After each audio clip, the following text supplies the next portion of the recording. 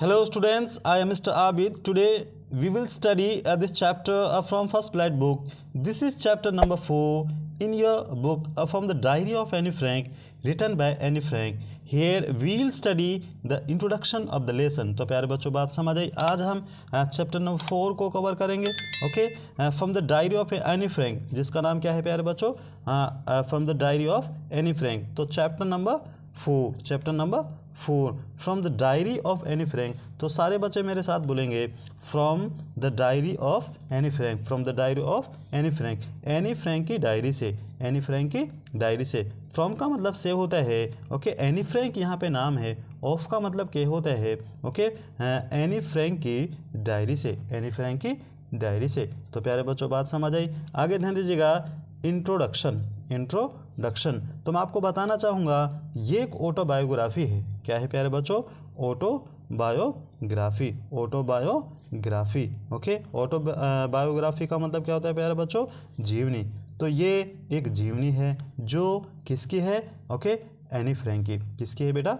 Any Frank की। तो आगे ध्यान दीजिएगा, इंट्रोडक्शन, ओके, परिचय। This chapter is an extract. यह जो चैप्टर है जो हम कवर कर रहे हैं, ये जो लेसन है ये एक भाग है। एक्सट्रैक्ट का मतलब क्या होता है प्यारे बच्चों? पार्ट, ओके, भाग, अंश।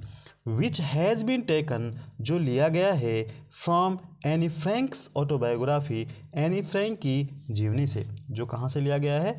हाँ, एनी फ्रैंक की जीवनी से। This extract has been written by the writer Anne Frank herself. यह जो अंश है, जो ये भाग है, खुद, ओके, हाँ, स्वयं, हरसेल्फ का मतलब खुद या स्वयं कह सकते हैं, एनी फ्रैंक, हाँ, के द्वारा लिखा गया है। हाँ, कौन है इसके राइटर?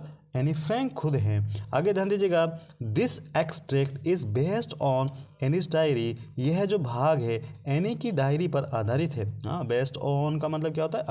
आधारित। आगे ध्यान दीजिएगा, इन दिस डायरी, इस डायरी में एनी गिव्स, एनी, हाँ, देती है, अ मूविंग, एक हिला देने वाली, एंड ट्रेजिक, और एक दुख भरी, हाँ, अकाउंट, विवरण को। हाँ, इस डायरी के अंदर एनी क्या देती है? एक ऐसे विवरण को देती है जो हिला देने वाला हो, ओके, हाँ, जो ट्रेजिक हो, हाँ, दुख से भरा हुआ हो, ऑफ द डिफ़िकल्टीज़। हाँ, और वो विवरण किस चीज़ का था? कठिनाइयों का। डिफ़िकल्टीज़ का मतलब क्या होता है प्यारे बच्चों? कठिनाइयाँ, ओके। फेस्ट, जो कठिनाई किन के द्वारा, ओके, उसका सामना किया गया। फेस्ट का मतलब सामना किया गया, बाय हर फैमिली, उसके परिवार के द्वारा, एंड अदर ज्वेस, और जो अन्य यहूदी थे, हाँ, अन्य यहूदी थे, उनके द्वारा इस डिफ़िकल्टी का, इस कठिनाई का सामना किया गया। ऐसे अकाउंट के बारे में वो हमें बताती है। जो कैसा अकाउंट था? मूविंग एंड ट्रेजिक था, मूविंग एंड ट्रेजिक। आगे ध्यान दो, Anne Frank was a young Zoish girl. Anne Frank एक, हाँ, छोटी सी यहूदी लड़की थी। शी वॉज बॉर्न, वह पैदा हुई, ऑन 12 जून, 12 जून 1929, 1929 को। तो ध्यान दीजिएगा, वेरी इंपॉर्टेंट डेट है। 1929 में वो जन्मी, इन जर्मनी नामक देश में। She was 13 years old girl, वह 13 साल की लड़की थी। She had loving parents and Elder sister Margot. हाँ, उसके प्यारे हैं माता पिता थे, और उसकी एक बड़ी बहन थी जिसका नाम मार्गोट था। तो प्यारे बच्चों बात समझ आई। आगे ध्यान दीजिएगा, उसकी एक बड़ी बहन थी जिसका नाम मार्गोट था, ओके, उसके पेरेंट्स भी थे, ओके। आगे ध्यान दीजिएगा, any lived in Frankfurt in Germany with her family. Any अपने परिवार के साथ जर्मनी नामक, ओके, देश के एक फ्रैंकफर्ट नामक शहर में रहती थी, ओके। हाँ, एक फ्रैंकफर्ट जर्मनी के अंदर एक शहर है, हाँ, उसमें वो रहा करती थी अपने पेरेंट्स के साथ। आगे देखें, इन 1933, 1933 में, हर पेरेंट्स वेंट टू हॉलैंड, उसके जो माता पिता थे, उसके जो पेरेंट्स थे, वो हॉलैंड चले गए।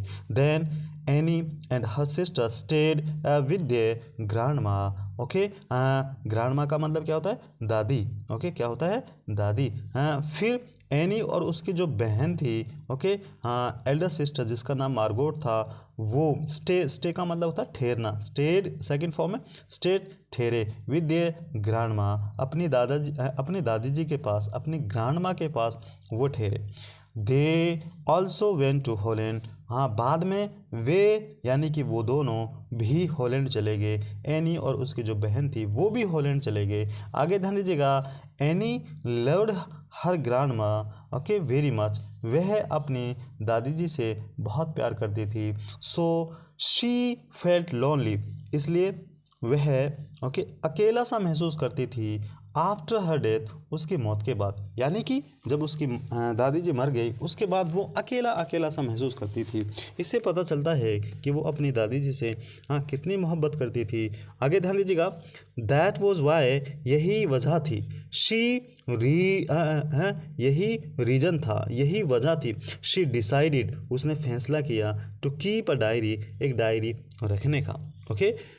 हर डायरीज ने वो किट्टी, उसकी डायरी का नाम किट्टी था। तो प्यारे बच्चों बात समझ आई, मैं उम्मीद करता हूँ यहाँ तक आपको बहुत अच्छे से समझ आया होगा। आगे ध्यान दीजिएगा, इन 1942 में she jotted down her first entry, उसने अपनी पहली एंट्री लिखी, ओके, यानी कि अपनी पहली एंट्री जब उसने लिखी 1942 में लिखी, in the diary, okay, in the diary. Jot down का मतलब क्या होता है, लिखना, जोट डाउन का मतलब क्या होता है बेटा, लिखना।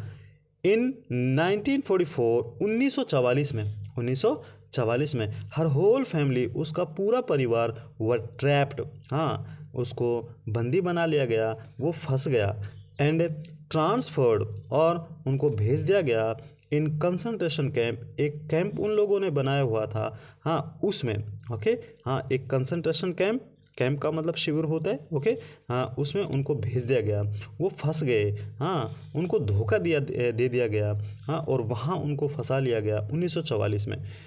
एंड आगे ध्यान दीजिएगा, एनी हर सिस्टर मार्गोट, और फिर एनी और उसकी जो बहन मार्गोट थी, and her mother Edith Holland Frank, और जो उसकी मॉम एडिथ हॉलैंड फ्रैंक, हाँ डाइड, हाँ मर गए, कहाँ, उस कंसंट्रेशन कैंप में, ड्यू टू स्टारवेशन, किसकी वजह से, भूख की वजह से, किसकी वजह से प्यारे बच्चों, भूख की वजह से, हाँ।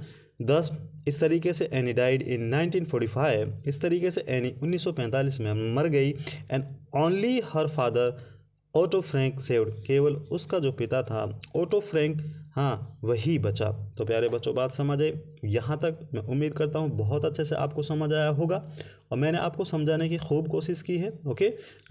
इस वीडियो में आप देखेंगे कि एनी फ्रैंक के बारे में हमने पढ़ा है, तो मैं उम्मीद करता हूँ कि ये आपको बहुत अच्छे से समझ आया होगा, और मैं उम्मीद करता हूँ कि आप इसको बहुत अच्छे से लर्न करेंगे, ओके।